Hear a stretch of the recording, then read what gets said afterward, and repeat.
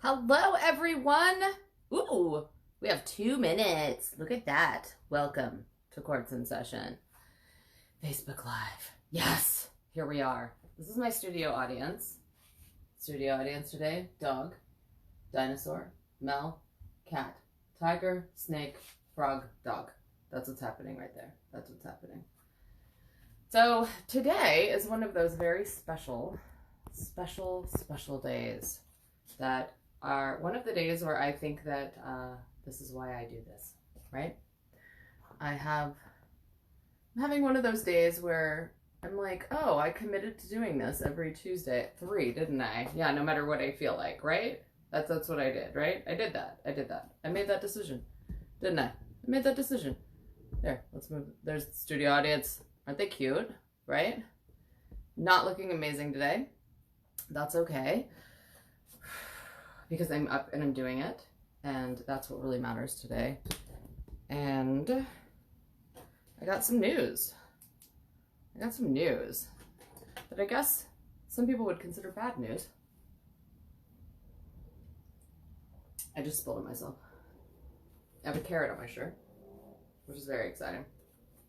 So, welcome. It's 3 o'clock. Let's go. Let's do this. Welcome to Course in Session. Welcome.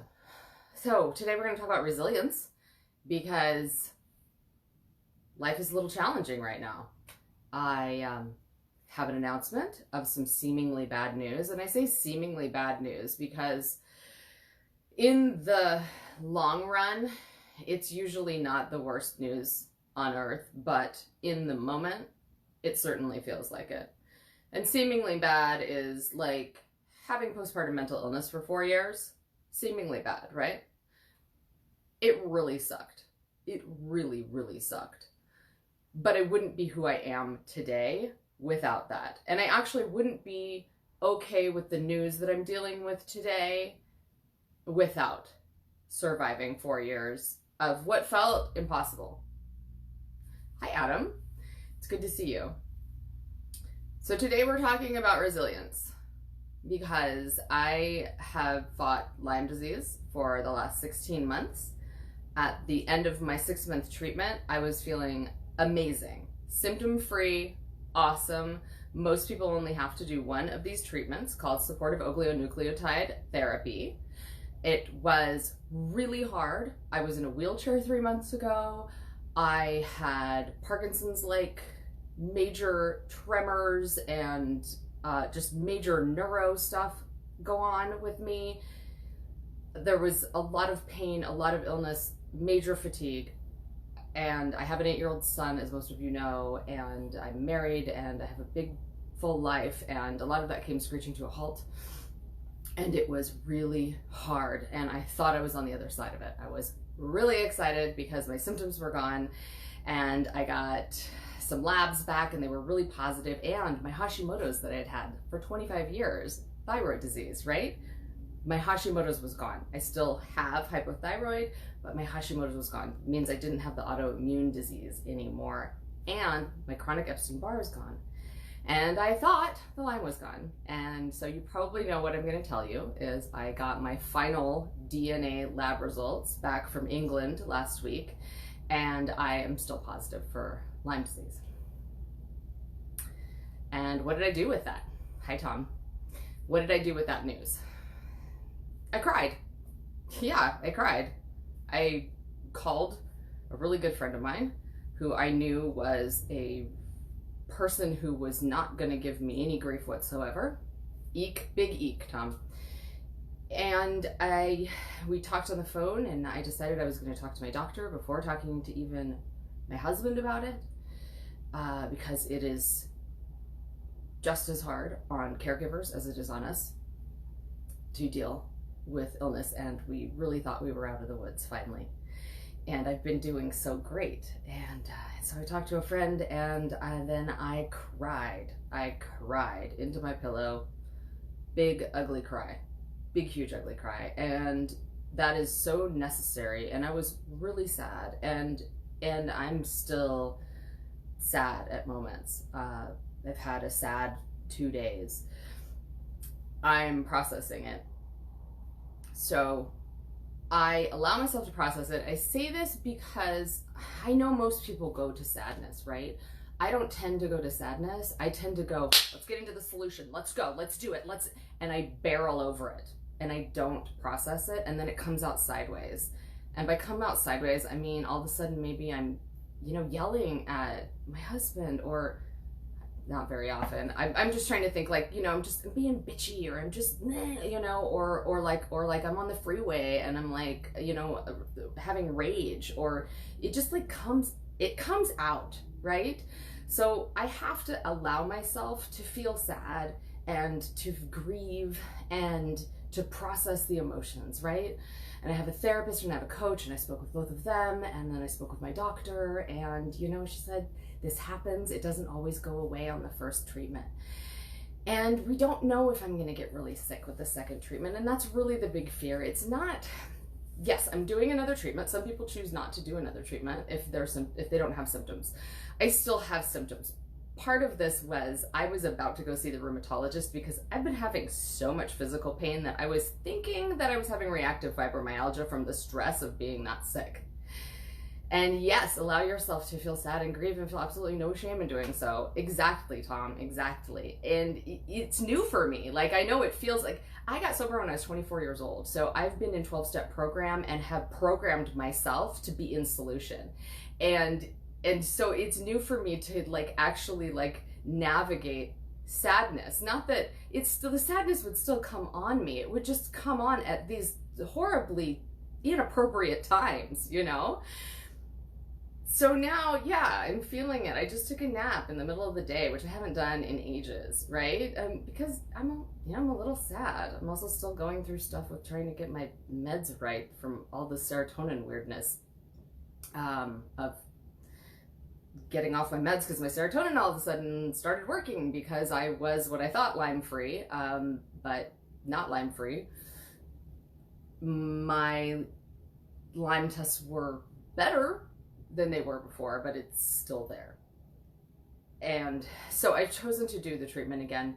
And my husband and I, along with our therapists and now my son's therapist, because he's now in therapy because of me having Lyme, and now because of everything going on with coronavirus, right? He's just like virus, or bacteria, virus, the poor kid is just getting hit, Anyway, with all of our therapists and everybody, we decided not to tell Mr. Morgan until after the summer, pretty much right before I go for treatment again. So he doesn't have that to worry about, which is really awkward and hard because I'm used to telling him everything, and we're keeping that, between the two of us, and it's just it feels weird. It feels weird, but I know it's what's best for him, and he doesn't need to be burdened with this right now. And the other thing is, we don't know how sick I'm going to be, and we don't know if I'm going to get super sick again. And I could. So I got phone numbers of 2 people who've done this treatment twice. I'm going to find out what it was like for them. I've reached out. I'm just starting to. I've told my closest family and friends, and now I'm telling you guys. And, I was also embarrassed because I was like, I'm Lyme-free, I'm Lyme-free. Like, I totally thought that this was over, and I'm also pretty quick to jump on a happy ending. Like, I just am. Like, I'm an overly optimistic, positive person, which doesn't seem like a bad thing, but I can jump the gun a little bit sometimes and be like, I don't believe in happily ever after. I know storms are always going to come and go, but sometimes I expect them to stay at bay a little bit longer. So speaking of storms, this is why I want to talk about resilience, because I do have strategies that I employ at times like this. And my biggest strategy out of everything, which you guys already know, is stand-up comedy. Like, when stuff gets heavy, I will throw on some comedy and start laughing, and just start laughing because it changes my chemistry. And then I can kind of get clear and see that not everything is so serious. And I'm fully aware that I'm not the only person in the world with problems, right? Hello, we've all got our stuff. And chronic illness is its own special thing, And Lyme is really weird. It's a really weird illness. But one of the biggest things that I think about after I listen to stand-up comedy and all of this, if I'm getting really right-sized with it, is I think about the ocean. And the ocean breaks over and over and over. All day long. Right now, it's doing it. But it's never broken. And that's me. I'm never broken. I will break over and over again. And it's okay. I break at the shore.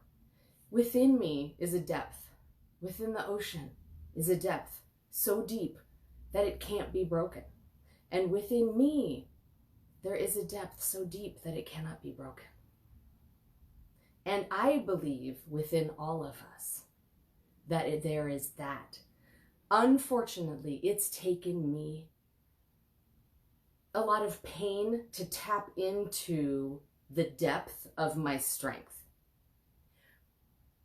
But having to go through what I went through to tap that, I wouldn't wish on anyone. But I think we can tap it without having to go to such extreme lengths. I don't think you have to have postpartum mental illness for 4 years, right? But what that did for me, and it wasn't just the mental illness, you know, it was losing family, losing almost all of my friends, having my just whole world turn upside down because I wasn't just sick, I had a little tiny life to care for. And my life didn't stop either. I always had a job. I always had to show up and be responsible. Even my old job, I took 2 weeks off, right? Because I was in the mental hospital both times. Like, I rearranged my schedule so I could go to outpatient. I was still, you know, I always wanted to convalesce. Doesn't that sound fabulous? Like big sunglasses and a turban and just convalesce, right? But that's not been my story. It's been like, okay, life is still going and I'm sick, and how do I deal with all of this and how do I navigate it? But during that time, I just remember thinking, this is impossible, this is impossible, this is impossible. And yet, every single day, there was some sort of strength coming from a depth that I wasn't even aware of, that I was tapping into to get through the day, to put one foot in front of the other. And then when 2014 hit, after, you know, 2 hospitalizations, and then 2015 came around and I wasn't living at home, I was separated from my husband, I was getting transcranial magnetic stimulation that hurts. And I realized I was going to live at that time. When I realized I was going to live, about 3 weeks into this transcranial magnetic stimulation called TMS, because meds weren't doing anything. I was beyond meds. I realized I was going to live, and I started doing stand-up comedy at that time. And, you know, instead of, I would do shows. When you do stand-up, you have to get right in the ring, and you just start doing open mics. And, you know, I would sit at open mics, and instead of like talking with other people at the back or writing my material, I would pay attention to the comics on stage. And when they said something funny, I would laugh. And so I was laughing and laughing and laughing. And it changed my chemistry, and it helped me heal. So when I was diagnosed with Lyme disease, when I got sick again, I was like, oh my God, I had like 3 years where overall things were pretty darn good. And I was doing stand-up and having a blast and really coming into my own. And I stopped caring so much what people think of me. And I dyed my hair fire engine red, got a huge tattoo. And I was just like, screw it, right? And then, you know, when I got sick again, in a way it was like, I knew what was going to happen in a lot of ways. I knew, oh, gonna lose some more friends, gonna probably lose some more family, and did. And I finally did let go of a very toxic relationship with my sister, which, you know, has been super painful, but was needed to protect myself. I learned how to protect myself more. I learned how to insulate myself more. I learned more not to be so dominated by what people thought of me. And in the middle of this illness, I joined Toastmasters and started speaking because I've always wanted to be a public speaker. I've always wanted to share my story because I have been through so many things and I have survived so far. And I am super strong, but I'm only strong because of these things. I mean, I believe we're all strong. I believe it's in there, but I didn't tap it until I was really in there. We're 13 minutes in. If anybody has any questions, please throw them in. Hi, Rebecca. It's really good to see you. I was just talking about how my stupid Lyme is back, and I'm talking about resilience with chronic illness and everything else in life, really. It's whatever your thing is, you know? Do you have a thing that just keeps coming back? Like, I finally got some money, and now I'm flat broke again, over and over and over again, whatever it is. I remember I was in a thing called 11th Step Yoga, and I was so sick with postpartum. And we were in this Integratron out in Joshua Tree and doing a sound bath, and it was so powerful and so amazing. I was so sick, and after this, I was well for 3 whole weeks. No meds involved, nothing. Just from the vibes and what happened in this meditation. There was a storm outside. It was shaking the building.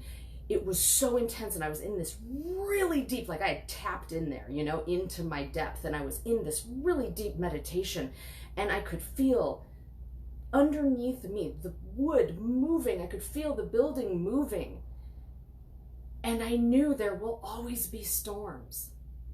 I have had storm after storm after storm in my life, and it doesn't matter. The storm doesn't matter. What matters is that I can be at peace. Even if it's rocking my foundation, I can be at peace. And that's what I learned, you know? I mean, Friday night, I just took second place at the finals, right? I went all the way to finals with my humorous speech in Toastmasters. I started doing Toastmasters sick as a dog, sick as a dog. But I had a coach. I finally have a coach, right? And my coach said, you get in there sick because that's what helps you heal. You can't give up on your dreams when you're sick, because that's what helps you get better. And then I just took second place, you know? Like, and literally the guy who took first place has been speaking for over 30 years and is a world champion of public speaking. So I would say I did pretty well, you know? And I started speaking when I was so sick. And I might get really sick again, you guys, but I'm still gonna be here doing Facebook Lives. I'm still gonna be in Toastmasters speaking. Unless I'm absolutely dead and like in a wheelchair and like, you know, when it gets too bad, I do have to lay down. And your mess is your message. And your message really resonated. Tom, my mentor, is on here right now. He's my speaking mentor. We met in Toastmasters. He's a huge inspiration for me. He lives with autism and helps people with autism live their best lives on a daily basis. And he's such an inspiration to me. And really, my mess is my message, right? And he saw me show up just like, I don't even know how I'm gonna speak tonight, just so obliterated. And I would get up and then I'd win a freaking ribbon. I'd win like best speaker that night. It was crazy. We have Toastmasters in wheelchair. If you need to rest, please do that. True. I never showed up to Toastmasters in my wheelchair. And I was only in a wheelchair for 2 weeks. But I never thought I would be in a wheelchair at all in my life, you know? But what I know is I'm as deep as the ocean, right? And I think we all are. We're all made of water, right? The earth is made mostly of water. Humans are made mostly of water. So we have that in us. We have that deep depth that we can break at the shore over and over again, right? Or I can be in that building with that storm all around me.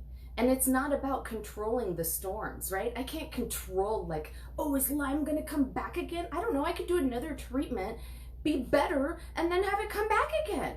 You know, like there are no guarantees. There are, you know, and there are so many other storms besides illness in my life that can come up and say, howdy do, right?